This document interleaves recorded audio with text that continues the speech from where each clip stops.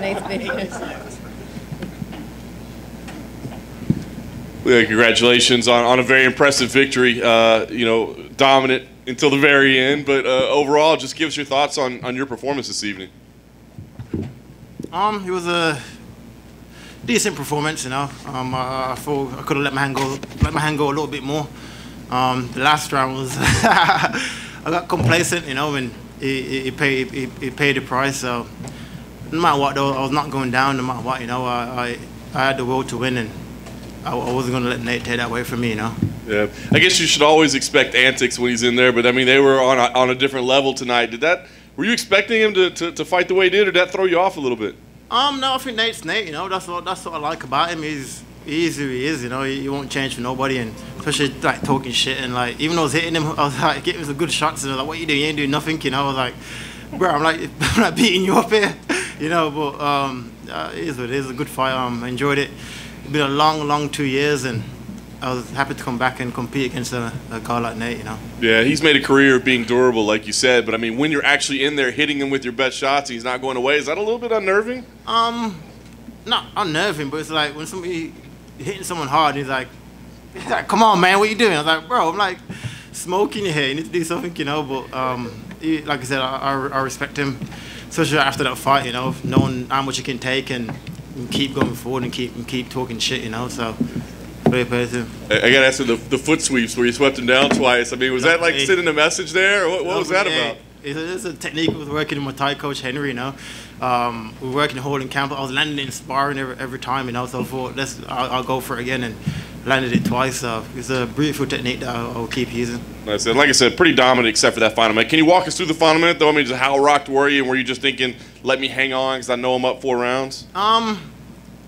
I was rocked, you know. I went right to go down to like go to my knees and get ground and pounded out. But I felt that I didn't know what hit me with until after the fight, you know. But it was a clean shot. Like I said, I got complacent. I thought it's only like a minute and a half left. Let's just like go with the flow of the fight, and I paid the price. And that is a lesson, you know. Like I said, I'm still learning. I'm 29 years old, and I'm still growing. And last thing for me, you said to Joe Rogan, "Hey, I'm looking forward to my title shot." You said it a couple times to him. I mean, do you feel like that was enough that you should be next, or do you feel like, you know, you'll sit back and wait if there happens to be another title fight in front of you? I mean, what do you think? What do you think? I feel like I should be next to the title shot. Like, that's nine in a row, 10 in a row. Like, there's no one else that's doing what I'm doing, you know. I've offered to fight everybody, Hamzat, Diaz, Bilal. These guys now are like in the top 10, you know, and I'm one that's saying yes. Everyone else is like bitching and sitting out and complaining. I'm one that's showing up, fighting and fighting these tough guys, you know. So I feel I deserve the next shot for sure. Hang on right here. When you saw that cut over Nate's eyebrow again, did any part of you think like, oh, the doctor might stop this again between rounds? Nah. I said it going into the fight, and I don't want a doctor to step in and be like, oh, the fight's over, you know, because that's not really a good win for me. That's probably the better win than what I did than having the doctor come in and stop it and step in. I don't think that would have been satisfying. And what did you two say to each other after the fight inside the octagon? I think I said to him, you're a fucking soldier, you're a soldier, you know. He's like, oh, come to my after party. I was like, bro, I'm not going to the after party. But he's having a BYOB for anyone who wants to go. Yeah, he said I ain't going though, but yeah, I said, you're a soldier, man, and that's what I respect him. I said it leading up to the fight, like, I respect him because he don't change who he is, you know. He is who he is, no matter what the media say about him, no matter what fans say about him, and you have to respect that in a man, you know, and fair play to him. Leon, were you surprised at the lack of output he had? You know, like, there's a lot of times he was standing there, he was taunting, but he wasn't really throwing many strikes towards you for the first 3 rounds. I think it was my distance, you know. He killed his output. If I control the distance, I'll control what lands and what don't land, you know. So I think that's all it was. He just couldn't find me with his range, and I think that's what he was like. He started getting frustrated and started like talking shit to me in there, you know, to try to get me into a firefight with him. But like I said, I've been off for a long time, and I've learned my discipline. I've grown as a martial artist, and physically and mentally, you know. And I got a great team behind me, and they give me the right advice, you know. Is there any point in the fight when he's doing that sort of stuff, throwing his arms in the air, talking, that you're just like, oh, this is the Nate Diaz experience I was expecting? Yeah, for sure, 100%. Because I remember watching him as a kid, you know, like when I made my pro debut, he was already headlining cards in the UFC, you know. So I I know exactly what he does. Like I said, everyone's got a pattern, and it was like a weird thing to see. Like, he was like talking shit to me. Like, what you doing? I was like, bro, like, the hell? But it was a good fight. I enjoyed it, you know. Does that maybe make it easier to take, knowing that you're ahead and he's still talking? You're like, oh, okay, this isn't. Yeah, it was just like I said, I got a great team, and they kept me composed. You know, even when I went to touch gloves with him, he's like, I was like, fuck you too, then. Don't want to touch gloves, you know. But yeah, like I said, I got a great team behind me. They give me the right advice that I need to keep me calm in the fight and just do my thing. Done. Leon, I don't know if you've seen Brett Okamogo just put a tweet out actually about Kamaru's reaction to your fight. He said that don't help you. I guess no one deserves it. Your reaction to that thought by Usman. He said what? He said that don't help you. No one deserves it. Your reaction to that response by Kamaru. I think all these guys making excuses. You know, they know I'm the real deal. They know I'm the man for the title shot. You know, they're all bitching and making excuses and say, he doesn't deserve it. Then who fucking does? Colby don't deserve it. He fucking Woodley got injured, and then now he's deserving a title shot. I'm one that I didn't bitch, I didn't moan. I took my loss on the chin. I worked my way back up to a 9-5 win streak. Who else fucking deserves it? You know. Thank you.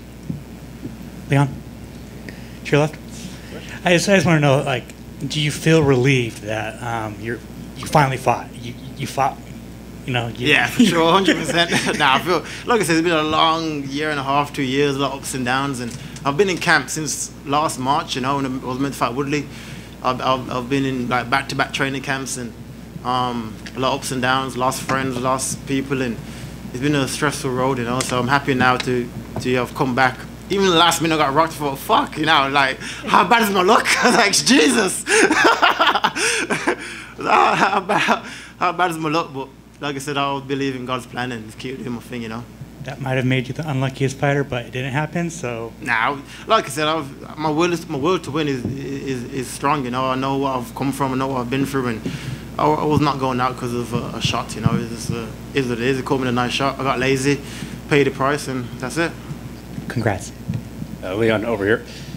You know, you kind of turned into the bad guy a little bit, sort of with the Masvidal situation. Here, that was amplified a whole lot just because of Nate Diaz being Nate Diaz. You kind of like that role, though. Yeah, for sure. I embrace it. You know, it doesn't bother me. I grew up around hostility. I grew up around bad environments. You know, so if I have a crowd boo me, when I'm going out there to get paid fucking money, it's like, is what it is. I go out there, do my job. It doesn't affect me. I've been booed in the UK.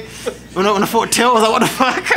So it is what it is, you know. I embrace it. Like I said, I'm on my journey, and I'll keep doing my thing, you know. And ideally, how quickly do you think you want to get back in there? So again? Ideally, how quickly do you think you want to fight? Later this year, probably. I'll probably have a summer off, take my son away. Like I said, I've been in camp now for almost 2 years, you know. Back-to-back camps, a lot of disappointments, a lot of pullouts, a lot of ups and downs. So I'll have the summer off, chill with my family, then later on this year, you know. All right, thanks, Leon. Congrats. The Euros have started. Back here to your left. The Euros started. How do you think you'll fare in the Euros? I ain't got a clue about football. I don't watch football. Oh, you don't? Okay. Sorry, I don't watch football. All my friends watch it. I'm not really a football kind of guy. One quick. You and Jimmy Manuel we're working towards speaking out against knife violence in England, right? And Darren Till. How's that been going? And Darren Till. It's a great project that's close to all of our hearts. You know, knife crime is a big thing in the UK, and like I said, I've lost friends to knife violence from doing the act and from being stabbed. You know, so it's a charity that we've put together with the UFC, partnering up with the UFC, and it's going to save many kids' life. You know, to be able to do that. So it's like I said, it's close to my heart. I can't wait for it to kick off. It kicks off in a few weeks once the UK is back open. I think they're saying June the 21st, 26th. So once I'm back home and be able to get stuck into it and start saving these kids and helping these kids, I can't wait, you know. Thank you.